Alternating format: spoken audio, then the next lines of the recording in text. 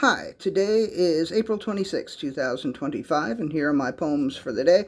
The first one is poem number 640 for the year, The Blue Bird. The bird may not have been a bluebird, but it was a blue bird. The bluebird was so beautiful I wanted to cry. The bluebird's song was so sad I wanted to cry. When I attempted to capture the song of the bluebird and failed, I wanted to cry. And when I looked at the picture I took of the blue bird, and I saw the way the morning light washed out the blue bird's beautiful blue, I wanted to cry. Poem number 641, The Failures. The failures lay upon the ground like fallen leaves, like bits of paper cut away, post-kirigami, like the words edited out of a story, like trash that overflowed out of the can. The failures became a self-organizing system and composed themselves and composed intricate choral works. And when the failures gave their first concert, they sounded like total shit. I mean, they were failures. This was to be expected. Anyone who went to that concert hoping to hear the next Arvo Pärt or Thomas Adès was bound to be disappointed. Poem number 642, The Successes. The successes were smarmy and tiresome. They could have been lovely if they had chosen to be modest successes, but instead the successes were constantly singing their own praises from the rooftops, on the hillsides, on the sidewalks and beaches, and even in concert halls. They even sang their praises right after the failures concert. And as bad as the failures were, the successes concert was far worse and far more poorly received than the failures.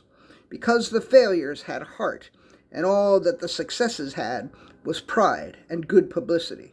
Poem number 643, The Painting.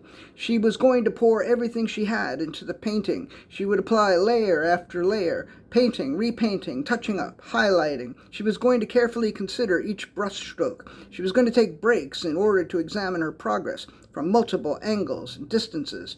Her love was going to be made manifest in every artistic decision she made with regard to the painting. And when the painting was done, she would give it to the one she loves as an abstract representation of the love she had for her, as a way of saying what she could not say in words.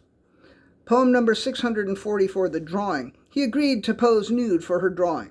He took off his clothes, and he posed the way she instructed him to pose, and he posed for hours on end, only taking breaks for food and water, and when an erection came on. It took several days, and when she was finished and showed him the drawing, he was confused. Not only did it not look like him, it didn't even look human.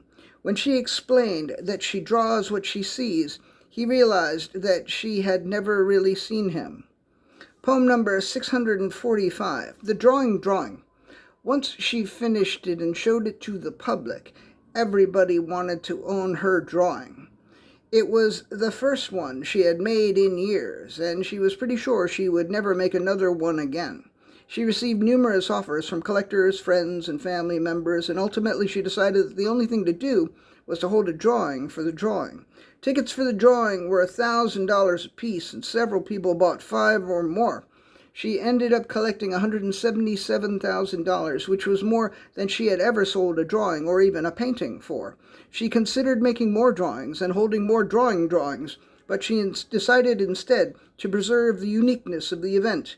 She wouldn't even ever hold a painting drawing. Others might, but she would not. And the last poem of the day, poem number 646, Haiku Are Easy, part 43. Bellicose parsnips, obstreperous hot peppers, turgid tomatoes. All right, that's it. Thank you. I appreciate you.